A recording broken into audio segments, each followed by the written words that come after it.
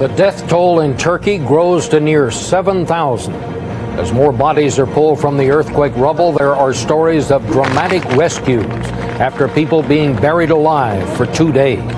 Experts say more lives might have been saved if buildings were designed with earthquakes in mind. And as American schools crumble, a new one is planned for this spot. So why is there so much opposition? This is the CBS Evening News with Dan Rather. Good evening. Dan is off tonight. I'm Bob Schieffer. Well, the numbers coming in from Turkey are staggering, even worse than we thought yesterday.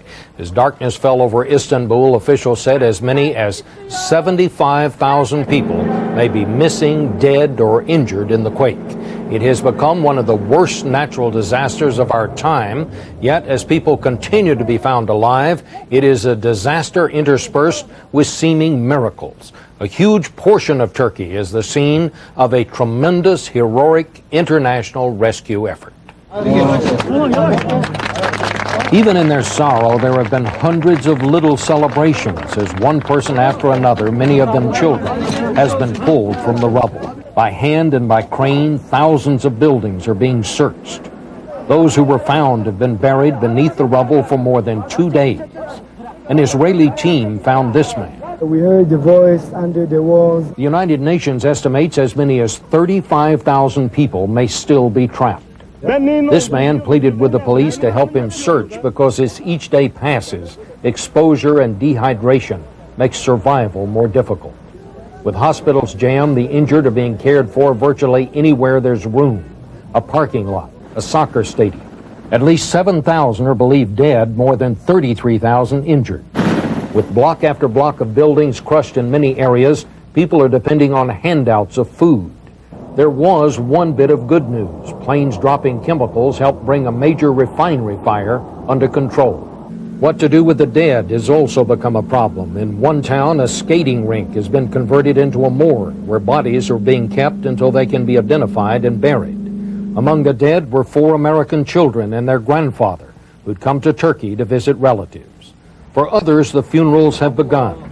From a simple small-town memorial with makeshift grave markers to an elaborate funeral in Istanbul, Turkey is a country overwhelmed by grief.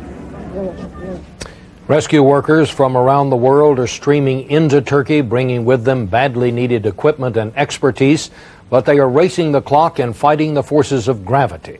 CBS News correspondent Alan Pizzi is with American rescue teams in Izmit. Within hours of arriving, the Fairfax County rescue team made a difference. An 8-year-old boy was freed from a prison of rubble after having been buried alive for nearly 60 hours.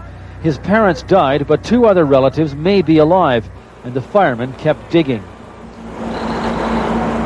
But success comes at a taxing price. The work must be precise, which makes it painstaking, exhausting. Sound sensors are strung throughout the debris, and then they stop the world. Don't move, don't walk, don't walk, stay still. No equipment working, no talking, no moving. Even a footstep can be heard from a quarter mile away. This time they heard the sound of life. 1 person, maybe 2. Where's the translator? 4 people are known to have been inside this building. Garrett, a trained sniffer dog, is sent to the pile, but his task is complicated by the smell of dead bodies. The rescuers say they see many similarities between this and the site of the Nairobi embassy bombing. Danger, desperation, and above all, the destruction. There's very little difference, one fireman said, between what a terrorist bomb and a major earthquake can do. The pancake effect, for example. Several floors of a building collapsed onto each other. It's the biggest worry for J.J. Walsh and his team. They could have a secondary quake here, collapse some of these floors on top of our rescue personnel, and then we're going to be have to put all our efforts to rescuing our own people. Most of the nearby digging, however, is done by amateurs, people driven by desperation. It is appallingly dangerous. If they're kind of taking the bottom out of this particular area, trying to rake it away, trying to get to their family members or friends, they're leaving the top alone, so they're going to get to a point where they dig so much from underneath, the whole thing is going to collapse again. That's why the Virginia firemen move one massive slab at a time. The difference between life and death here often depends not on speed, but on expert patience, for as long as it takes. Alan Pizzi, CBS News, Izmit. Last night, we told you of one search effort that got underway after a man buried beneath the rubble called for help on his cell phone. Rescuers dug through the night, but the man died before they reached him. The massive earthquake damage in Turkey bears out what quake experts in California already know. When you see one building standing right next to another one that's reduced to rubble, it's most likely not just a matter of luck. Jerry Boyne has a report on that. It was Mother Nature that devastated western Turkey, but it was human nature, say experts, that made matters even worse. Earthquakes are a phenomenon that really bring forth all of the mistakes of the past. They're sort of a physical confessional. From California's 1971 Silmar quake to Mexico City in '85 to the present Turkish disaster, urban planning specialist and architect Sam Aroni has investigated the aftermath, why one building stands and the one next door becomes rubble. Buildings that have been badly designed, have been badly constructed, will show they are the ones who have collapsed, who have failed. It's a point dramatically made across the Turkish landscape now. In most cases, the buildings still standing were constructed to be flexible, yet strong enough to absorb the quake's tremendous energy. The structures that crumbled were not. These buildings, which tend to be brittle, tend to be rigid, fail catastrophically. That is, that they tend to collapse entirely. Frederick Krimgold, a consultant to Turkey on earthquake construction, says cheap construction and non-existent or unenforced building codes are part of the problem. In Turkey this week, many of the destroyed buildings were slapdash apartment complexes hastily erected for rural Turks who migrated to urban areas looking for jobs. Unfortunately, we've seen significant migration and population growth in many hazardous areas, and we have seen the proliferation of unsafe buildings and infrastructure. So, the constant threat is Mother Nature, but the bigger threat may be human nature, caution the experts, the tendency to forget today's disaster and not build well enough for the next. Jerry Bowen, CBS News, Los Angeles. And still ahead on the CBS Evening News, new questions about drug use for George W. Bush and a new answer. A U.S. bank caught up in what's believed to be a Russian money laundering scheme, and why their future may be a painful lesson in history. If it's real chicken your dog wants, it's Prime you want. Because high-quality chicken is the primary ingredient in Pedigree Prime. My business runs on long hours and a leave. I can't settle for those pain relievers that quit too soon. Just 2 Aleve are strong enough to work all day. I used to need 8 Tylenol to do that. There's a tool for every job. For tough pain, it's Aleve. Frogs do not have the active response system. And it shows. Only the Alero has the active response system. 16 features working together to connect you to the road. Frog, without the active response system. Alero, with the active response system. Alero, by Oldsmobile. Start something.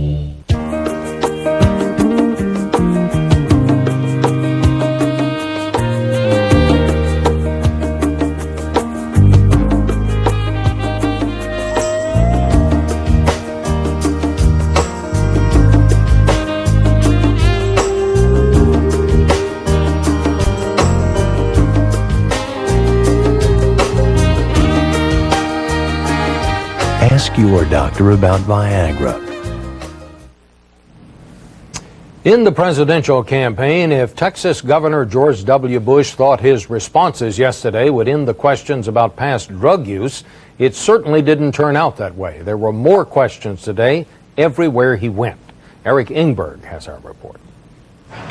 Unable to get away from questions about whether he ever experimented with drugs, Republican presidential contender George W. Bush today offered some firm advice to a group of children in Roanoke, Virginia. You got to make the right choices in life. When somebody says drugs are cool, you say they're not cool. As for whether Bush ever used cocaine or other drugs, his plan to refuse to reply directly to such questions has been modified on the fly as the press and opponents pursue the issue. For the first time yesterday, Bush told a Texas paper he could pass the current White House background check, in which senior officials must answer whether they have used illegal drugs in the past 7 years. Today, having opened the door, Bush expanded that first from 7 to 15 years. Not only could I pass the background check of the standards applied in today's White House, I could have passed the background check on the standards applied on the most stringent conditions when my dad was president of the United States. Then, playing the game he had vowed he would not, Bush responded to a reporter's question that by extrapolation stretched his drug-free claim back 25 years. Could you have passed the standard when your dad was president as well today? Let's see here. Yes, I could have. In stages and under repetitive questioning, the candidate who said he would not play the game of responding to allegations about his past has denied any drug use after the age of 28. I hope that people appreciate a candidate who comes along and says enough is enough. And that's where, for now, he draws the line. Eric Engberg, CBS News, Washington. Among the other presidential candidates, by the way, Democrats Al Gore and Bill Bradley have acknowledged smoking marijuana in the early 70s. The spokesman says the vice president has never used cocaine. Spokesman for Republican candidates Bauer, Buchanan, Dole, Forbes, Hatch, Keyes, McCain, and Quayle all say they have never used illegal drugs. Well, on the CBS Weather Watch, there are now 2 possible Atlantic hurricanes in the making. Tropical storm Brett is off the coast of Mexico tonight, and warnings are up now for Tampico, Mexico. In the far eastern Atlantic, a second system is expected to reach tropical storm strength tonight as it passes near the Cape Verde Islands. Far from all that wet weather, the drought in parts of the United States is getting worse. 4 more states were officially declared drought disaster areas today, bringing the total to 25. And still ahead on the CBS Evening News, how billions in Russian mob money may have passed through a major U.S. bank. A neglected septic system is like a time bomb under your house. Diffuse it with maintenance and advanced formula Rid-X septic treatment. It digests grease and paper and helps keep your system trouble-free. Diffuse that time bomb. Use Rid-X every month. Right now, LensCrafters is having an end-of-summer sun sale. You can get a complete pair of prescription sunglasses for only $99 in your choice of hundreds of the latest styles. The end-of-summer sun sale. On now at LensCrafters. Hurry, sale ends soon. Have you tried these yet? Specialized blends from one a day. Not just herbs. Herbs, vitamins, and minerals for things like memory. Have you seen my keys? Where are the keys? 83. And energy. Excuse me. Excuse me. Even tension and mood. Help your body help itself with one-a-day specialized blends. They're just what you need to feel your best. Do you use the same corn pads your grandmother used?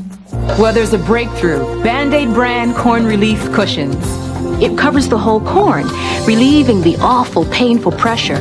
Plus, it's more comfortable than your old pad, and it stays in place better. After all, it's from Band-Aid brand.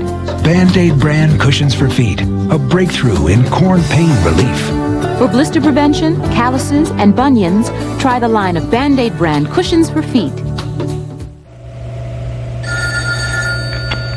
Hi, I have a question about buying stock. What's the difference between a market order and a limit order?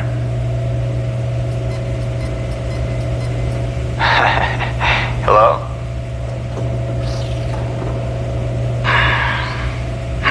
Excuse me. When you have an investment question, does your online brokerage have anybody there to answer it?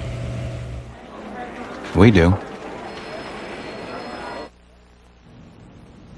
CBS News confirmed today that independent counsel Ken Starr has told the judges who appointed him he plans to leave the post in the next few months, but he also told the judges they need to consider a replacement because his investigation of the Clintons isn't over.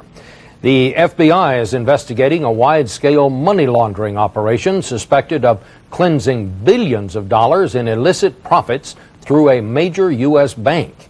And what makes this case unusual is the alleged source of the money, Russia and its notorious mob. CBS News correspondent Jim Stewart reports. Western lawmen have long suspected that when the old Soviet army rolled out of Eastern Europe a decade ago, not all of their tanks and weapons went with them. Some of the gear investigators believe was sold instead to middlemen who then made a fortune peddling it to places like Iraq and Iran. The suspicions, it seems, were well-founded. Today, one of those suspected Russian middlemen, Semyon Mogilevich, emerged at the center of an alleged money laundering scheme that now threatens a major U.S. bank. A New York Times report said as much as $10 billion in Russian mob money may have been washed through the Bank of New York in recent months. In a statement, the bank acknowledged it is cooperating in the investigation of the use of the bank to transfer funds from Russia, but pointed out there are no allegations of wrongdoing by the Bank of New York. In a country increasingly rocked by mob violence, federal and international investigators say Mogilevich and his gang stand out. They tend to be brutal. They have no qualms about that. They like to make examples. One report credited by lawmen says Mogilevich employed Russian veterans who became infamous for their torture of extortion victims. Other reports link him to ongoing efforts to sell off part of Russia's aging nuclear arsenal. Certainly the nuclear program in Iran wouldn't even exist, not nearly at the level it is, without the Russian assistance. It's out there. What bothers federal lawmen the most about this case is the sheer scope of it all.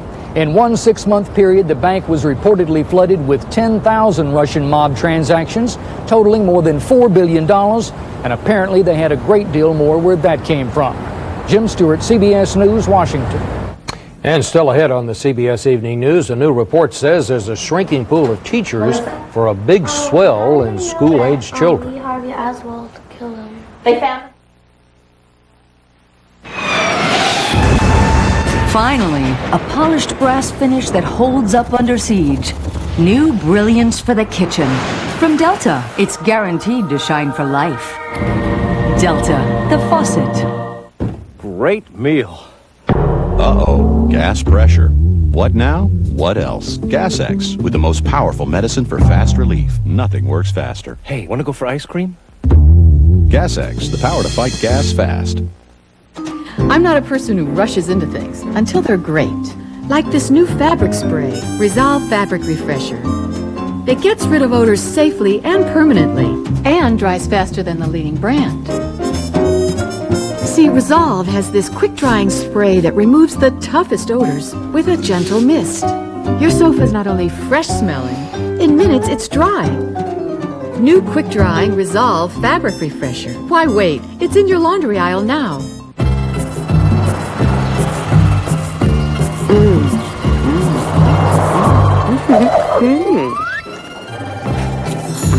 Based on reactions so far, new banana strawberry Nutri-Grain twist bars seem to be creating quite a stir. Could be the banana, could be the strawberry, but we've got a hunch it's the unique way they're twisted together. That's why we did it. New banana strawberry Nutri-Grain twist bars. A twist you can't resist. Now our first denture cleanser keeps dentures feeling clean all day. New Fix-It-Dent with ProGuard, a breakthrough tablet and bath system. First, place your dentures into the bath and release the power of ProGuard to get them 4 times cleaner. Then you lift the inner basket to help seal in the clean with the ProGuard barrier, protecting against plaque and odor-causing bacteria from morning till night. Fix-It-Dent with ProGuard. Start cleaner, stay cleaner. On the CBS Market Watch, Alcoa, the world's largest aluminum company, has won a hostile takeover bid for number 3 Reynolds.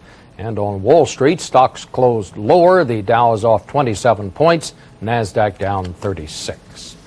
President Clinton cited population trends in a new education report today as he argued for his plan to improve the schools and against the Republican plan for an $800 billion tax cut. We have a report on that tonight from CBS News Chief White House correspondent John Roberts. John? Bob, in a final parting shot before leaving on vacation, President Clinton took aim at the Republican tax cut bill today, saying it jeopardizes the educational future of America's children. The congressional majority wants to back off from our commitment to more teachers and smaller classes. The president coordinated his attack with the release of a new study that shows for the fourth year in a row a record number of students will be enrolled in school. 53.2 million children this fall. The challenges are going to increase as enrollment rises, and a projected 2 million of our teachers retire in the next few years. In Los Angeles, the effects of increasing enrollment have already gone from challenge to crisis. Manual arts high is becoming the norm. Built for 2,000 students, the population is now double that. And within 6 years, it will need space for 2,000 more. Rooms are always an issue. And it's the fundamental issue, because how can you teach them if you don't have any place for them to be? We've even had classes out here.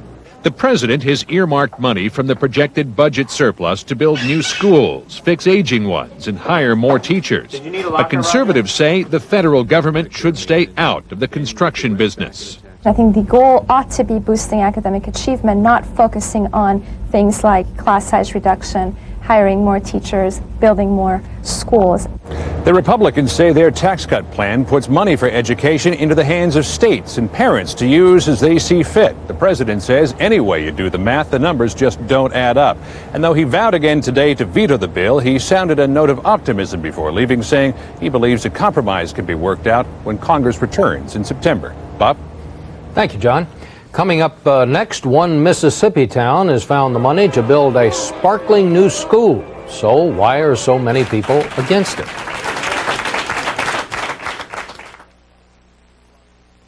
Got heartburn caused by acid reflux? Only Gaviscon forms a soothing protective barrier that keeps acid down. Pepcid AC and Zantac 75 can't do that. Gaviscon, it helps keep acid down where it belongs. Right now, LensCrafters is having an end-of-summer sun sale. You can get a complete pair of prescription sunglasses for only $99 in your choice of hundreds of the latest styles. The end-of-summer sun sale. On now at LensCrafters. Hurry, sale ends soon. Please release me. They're here, filled with aroma and flavor, only they're waiting to be released by you. Introducing Folgers new whole bean coffee. Every time you grind these beans, you release something sensational, a deeper, richer aroma. This is Arabica bean perfection in a whole different Folgers, the whole bean Folgers. New Folgers premium whole bean coffees. They're waiting.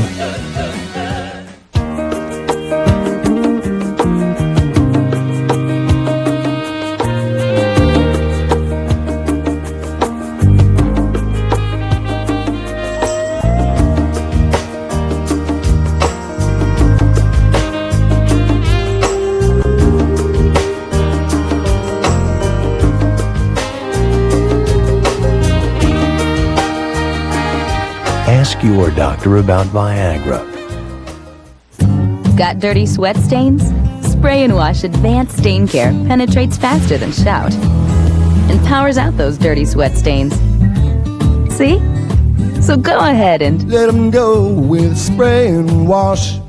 You've dreamed of opening your own place. Now stay healthy and energetic and enjoy it. Give your life a silver lining with Centrum Silver. Its age-essential nutrients may help maintain your immunity and help keep your heart healthy. Give your life a silver lining with Centrum Silver. For tonight's Eye on America, we're going to take you to a corner of the Deep South where fortunes have changed dramatically in recent months. Lady Luck has arrived in town and brought plenty of money with her. But amid the good fortune and promises of a bright future, Richard Schlesinger reports there are haunting memories of the past. The Mississippi Delta is greener than ever. Big stakes, big money casinos have risen on former plantations in Tunica County, Mississippi, and changed everything. Almost. I worked on the farm, tractor driver. George Hibbler is doing better driving this limo than he ever did driving that tractor. So you're still driving, but... Yes, I'm still driving, but a better tractor. Hibbler is doing well, but not nearly well enough to live here. In the shadow of the casinos on another plantation, there are signs of all that new money and symptoms of all those old problems. Who's going to live here, do you think? White people. Activist Melvin Young is keeping a close eye on this handful of upscale houses on the outskirts of town, and more importantly, on a public school that's planned for the adjacent field. And who's going to go to that school? White children. Tunica County is overwhelmingly black. Partly because of casino revenue, the school board has $5 million for a state-of-the-art school here in a county where the existing public schools are substandard.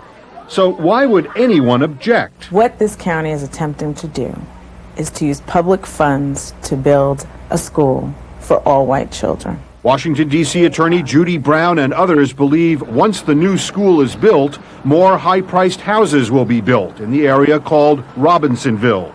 They say eventually well-to-do white students will crowd out the poorer black students who live near the site now. Build a state-of-the-art school, but ensure that education is improved for all of the children of Mississippi, not for just some select group of children that live in upscale housing near casinos. In Tunica, it's hard to plan for the future without being reminded of the past. Black kids still swim in their pools, white kids in theirs. Black kids still go to public schools, while most white kids go to private schools.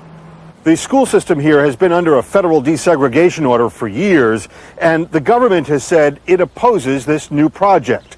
The Department of Justice says the Robinsonville school could become predominantly white within a relatively short period of time. I think that the Justice Department, in my mind, feel like that we're still living in the 60s, and that's not the case. Oscar Price has given his word that the new school will not be all white, and he's the chairman of the school board.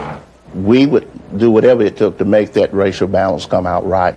It's inconceivable to me that you'll ever have a white majority in a school district in Tunica County. Why is that inconceivable to you with all the money that's going into that county? Just from history, there will not be enough white kids in that district to fill that school up. In a recent Washington meeting, Mississippi Attorney General Mike Moore offered a legally binding commitment that the school would not become all white.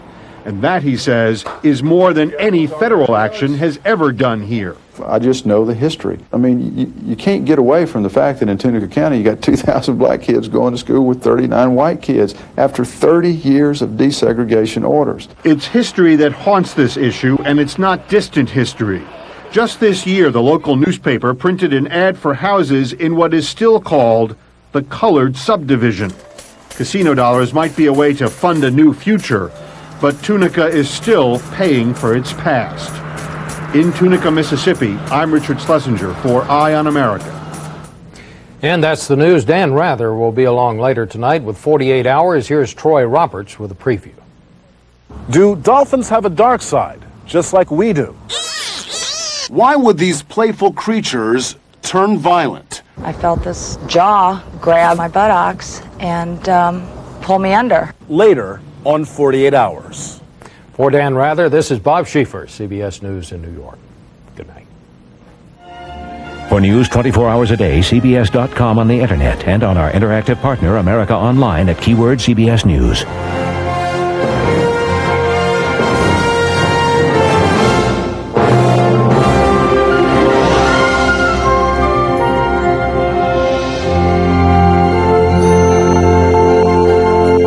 Buried alive. How do victims survive with injuries and no food or water? Tomorrow, a survivor of the Northridge quake tells what it was like on the CBS Evening News with Dan Rather.